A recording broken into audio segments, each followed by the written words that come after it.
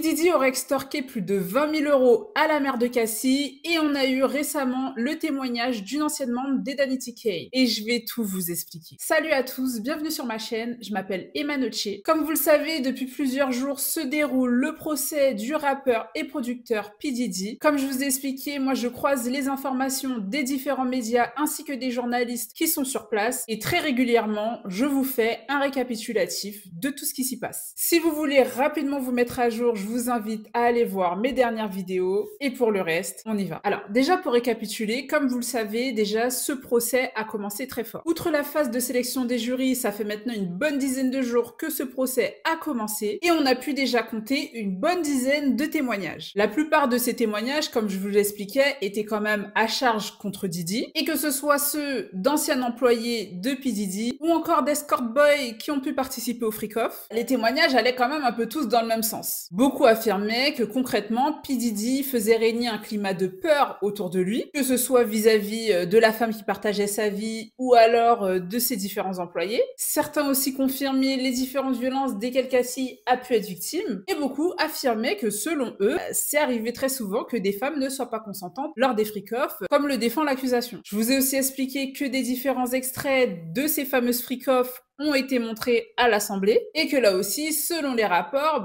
c'était assez clair que les femmes sur les vidéos n'avaient pas l'air d'être consentantes. Ces derniers jours ont encore été marqués par des témoignages de personnes phares, notamment la mère de Cassie, mais aussi par l'apport de preuves supplémentaires. Alors, on a dans un premier temps eu le témoignage de Dawn Richard. Faut savoir que cette jeune femme, en fait, est une ancienne membre du groupe d'Edanity Kane et qu'elle avait été signée chez Bad Boy Records. Et elle, son témoignage est crucial puisqu'elle affirme avoir été témoin direct de violences de la part de P. Diddy sur la personne de Cassie. Et elle dit que, concrètement, elle a été témoin sur une période prolongée, de 2007 à 2018. Et l'accusation nous présente son témoignage comme étant extrêmement crédible, puisqu'en fait, Dawn Richard était une artiste qui a travaillé directement sous la direction de P. Diddy. Elle a eu un accès vraiment privilégié à son entourage, ce qui pour l'accusation donne du poids à son témoignage. Elle cite notamment un épisode spécifique qui se serait passé en 2009 dans un hôtel à Los Angeles, qui a vraiment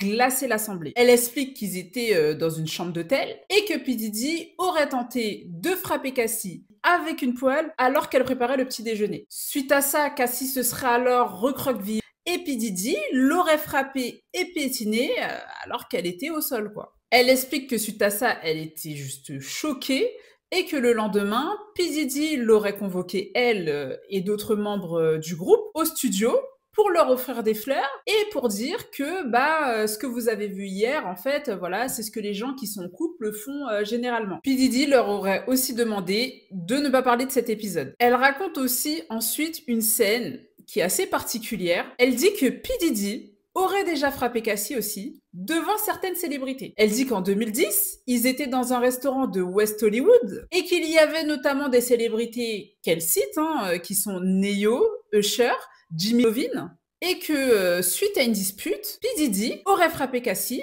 devant tout le monde.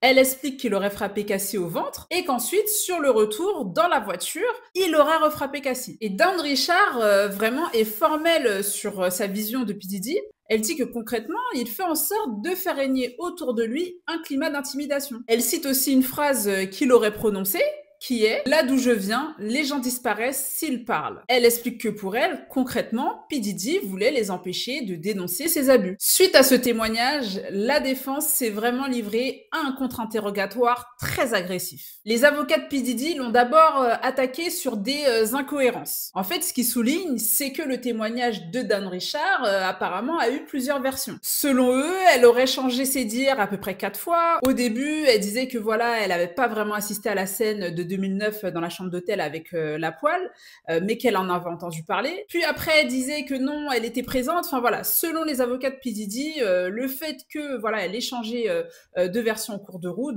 pour eux, clairement, c'est la preuve qu'elle ne dit pas la vérité. Et ce qui est intéressant, c'est qu'ils ont aussi attaqué Dawn Richard sur ses possibles motivations.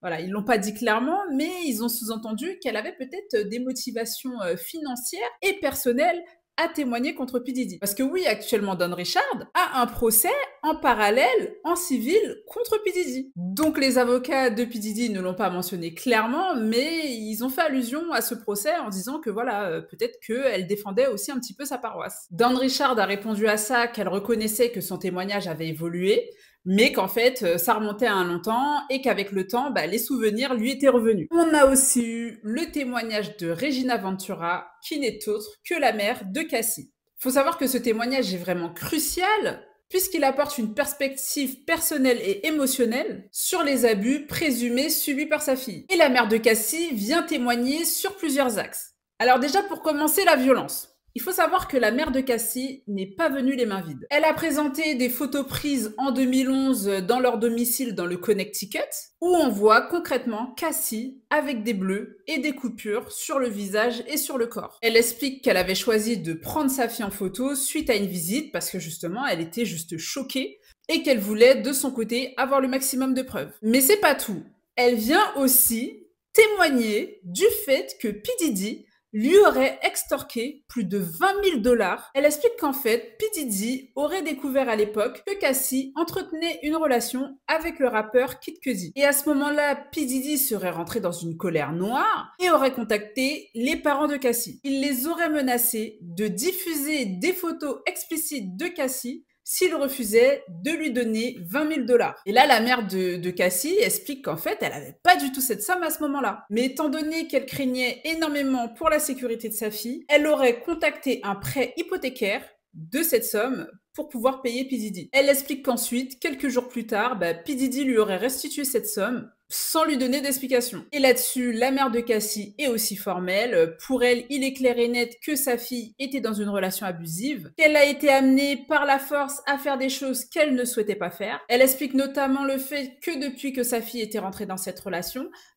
les visites se faisaient justement de plus en plus rares. Elle explique que c'était de plus en plus compliqué de joindre sa fille, de la voir, et que pour elle, P. Diddy faisait en sorte de l'isoler de son entourage. Suite à ça, la défense de P. Diddy a fait le choix de ne pas mener de contre-interrogatoire. Voilà, ils ont choisi de ne pas ni poser de questions à la mère de Cassie, ni de l'attaquer sur son témoignage, comme ils ont pu le faire avec d'autres. Suite à ça, l'accusation a appelé à la barre un agent fédéral qui était présent sur les lieux lors de l'arrestation de P. Diddy, ainsi que de la saisie des différentes pièces à conviction. Et cet agent a présenté un certain nombre de preuves matérielles. Il a notamment présenté des armes, dont certaines avaient des numéros de saisie qui avaient été effacés. Il a aussi présenté des photos de lingerie, des boîtes de talons, des jouets sexuels et des huiles. Enfin voilà, un certain nombre d'éléments qui pour eux renforcent en fait l'existence de Freakoff. Enfin voilà les amis, c'est à peu près tout pour les dernières nouvelles. Comme je vous le disais au début de cette vidéo, chaque jour on a droit à des nouveaux témoignages et tous ces témoignages vont quand même dans le même sens. N'hésitez pas à me dire dans les commentaires ce que vous avez pensé de cette vidéo. Moi en tout cas vraiment tous les jours, voilà, je me tiens au courant sur les différents médias, que ce soit les différents américains type CNN, etc.